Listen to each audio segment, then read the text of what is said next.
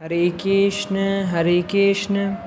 कृष्ण कृष्ण हरे हरे, हरे राम राम राम हरे हरे। प्यारा भाइरो नमस्ते। जीअं त तव्हांखे ख़बर आहे त असां श्री गुरु बालपुरी जीवन कथा जो आरंभ करे चुका आहियूं, जंहिंजा असां 12 पार्ट कंप्लीट करे चुका आहियूं। अॼु असीं 13 पार्ट जी तरफ़ वधंदासीं।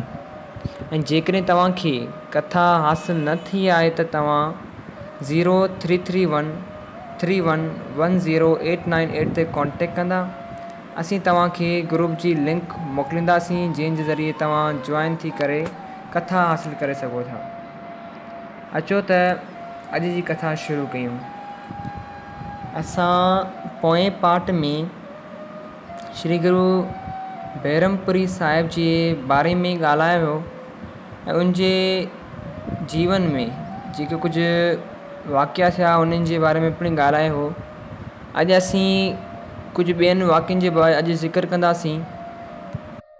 हिकु समय जी ॻाल्हि आहे त थाणो अहमद ख़ान शहर में तमामु घणो ॾुकार थियो त सभई बनियूं माल चौपायो माल सभु मरणु लॻो, छाकाणि त काफ़ी वक़्त खां बरसाति न पई रही हुई ऐं ज़मीन बि बंजर थियणु लॻी।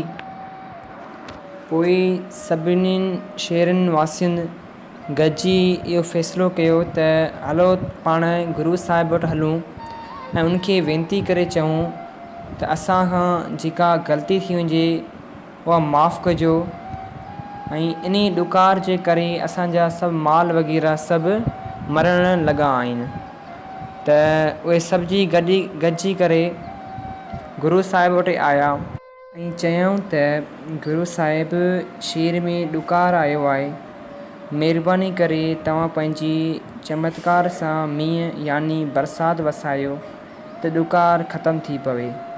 गुरू छा कयो जो ॿाहिरी बंशी हणी पोइ ऐं चयूं त जेसिताईं हीअ बंशी न ॿुॾंदी तेसिताईं बरसाति वसंदी रहंदी।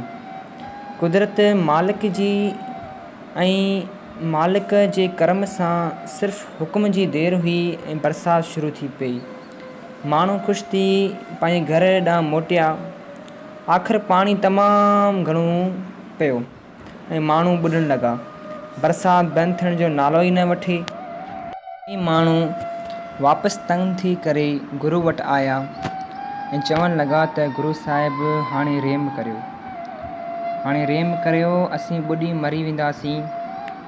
पोइ गुरू चयो त मूं तव्हांखे पहिरीं बि चयो हो जेसीं ताईं बंशी न ॿुॾंदी तेसिताईं पाणी बरसाति बंदि न थींदी।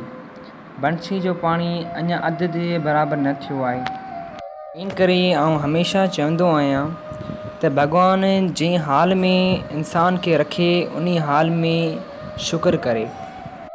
पोइ सभई शेवक मिली करे गुरू साहिब जे चरणनि ते किरी पिया ऐं माफ़ी वठणु लॻा। पोइ गुरू साहिब उन्हनि ते तरस खाधो ऐं चयो त मालिक जी रज़ा ते हमेशह राज़ी रहण जी कोशिशि कंदा कयो। पोइ गुरू साहिब बंशी खे जले हेठि कयो त हिकु सीटी बंशीअ जी टुटी पई ऐं पोइ बरसाति बि बंदि थी वई। अञा ताईं इहा बंशी मड़ी अहमद ख़ान में रखियलु आहे। साईं पाण वारा महापुरुष ऐं ज्ञानी हुआ। बोल श्री गुरु बालपुरी सिद्ध सवाई की जय। बोल श्री गुरु बैरामपुरी साहिब की जय। प्यारी साध संगत जी, असांखे हिन मां इहा सिख्या मिले थी त हमेशह पंहिंजे गुरूअ ऐं पंहिंजे रब जी राज़ी रहण जी कोशिशि कंदा कयूं। ऐं सुबुह जो असीं जेका कथा तव्हांजे लाइ अपलोड कंदासीं उन में असीं श्री गुरु कृष्णपुरी महाराज जिन जी जीवन कथा जे बारे में असीं तव्हांखे ॿुधाईंदासीं। अॼु जे लाइ एतिरो ई। उन सां गॾोगॾु तव्हां हरि नाम जो सिमरन कंदा रहो। हरे कृष्ण कृष्ण कृष्ण हरे हरे। हरे राम राम राम हरि हरि। धन्यवाद।